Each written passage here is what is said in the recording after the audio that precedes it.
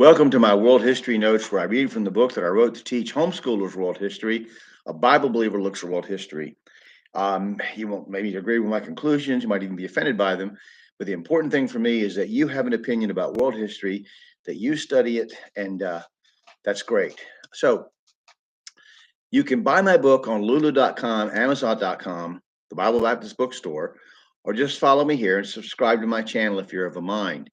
I do need to tell you two things. One, I have interstitial lung disease, so I will cough from time to time, seem short of breath. That's just normal.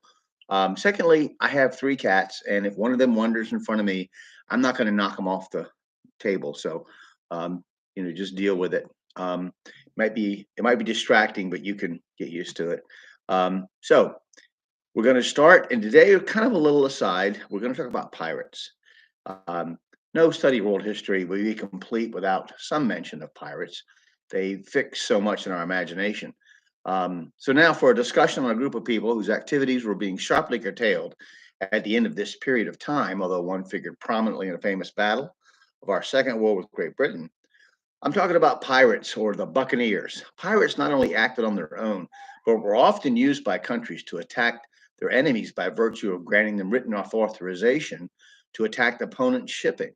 Although pirates and pirating always existed throughout history as either a purely criminal activity or as a government approved method of cheaply attacking one's enemy, the most famous pirates and the ones we think of when the word pirate is mentioned are the English pirates who sailed the Caribbean Sea and the numerous conflicts with Spain. Pirates still exist today, mostly in Asian and African waters, and the U.S. Navy has had gun battles with them. But the colorful pirates of history are, being remote from us in time and not a threat to us personally, fun and interesting to study. Our opinion might change if, as a crew member of a merchant vessel plying the Indian Ocean or as a passenger on a cruise ship about to be boarded by AK 47 wielding thugs, we realize that our lives were in great danger. The word pirate comes from the Latin word pirato, first coined by Roman historian Polybius in or around 540 BC. Some of the more famous pirates of the period we're studying in this class were Anne Bonny, who began her career in early 1700s serving with Captain Caligo Jack Rackham. Criminals love interesting names. She, excuse me, like pirate Mary Read, disguised themselves as men as a practice. Black Caesar was a former Haitian slave. He reputedly stashed millions of dollars worth of gold, sorry, around South Florida, um, which has not been found. So if you're out looking for Black Caesar's gold, you might find something. Captain Kidd operated as a privateer, attacking French vessels off the coast of New England in the late 1600s. Eventually, he would be involved in attacks on ships of the French East India Company. Finally, being accused of piracy by the English East India Company, he was captured and hanged. Henry Morgan, operating in the late 1600s, had letters of marque permitting him to attack Spanish shipping and to share his spoils, excuse me, with the government.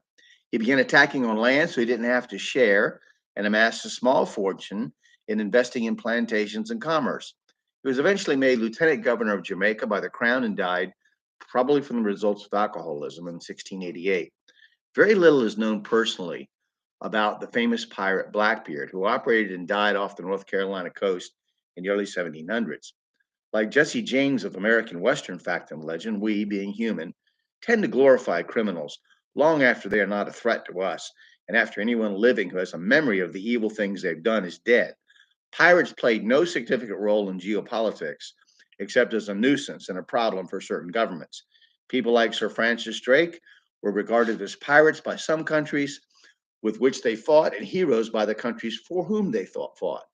The fact is that pirates as a whole were not good hearted humanitarians or Bible believing Christians on a mission to evangelize the heathen, but merely self serving criminals who drank the profits they made by killing not only the enemies of their country, but also often innocent people just caught in their path. Finally, Jean Lafitte, a pirate in the Gulf of Mexico in the early 1800s, helped General Andrew Jackson beat the British at the Battle of New Orleans, played by Yul Brynner in the famous movie about the Battle of New Orleans with the guy who played Moses, Charlton Heston. Yeah, he played Andrew Jackson, if you remember the old movie.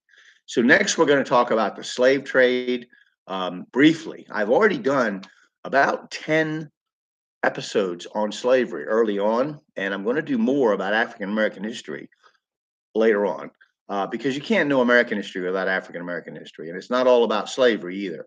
So you'll see my point here. But we're going to talk a little bit about slave trade next time. Kind of refer you back to my earlier episodes.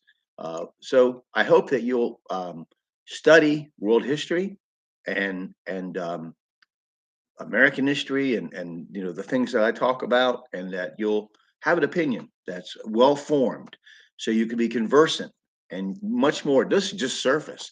I'm not getting deep into this. I mean, I'm just throwing things out that people don't. You surprisingly, for you people who are conversant, you might be surprised at the people who know nothing about history. That they don't even know when the Civil War was fought, or they don't know. They certainly wouldn't know what the Reformation was. So it's just I want people to, I want you, whoever happens upon this channel or upon these videos, to form an opinion, even if it's against mine. At least have an opinion, and that's my goal. So thank you, and I hope you have a great day.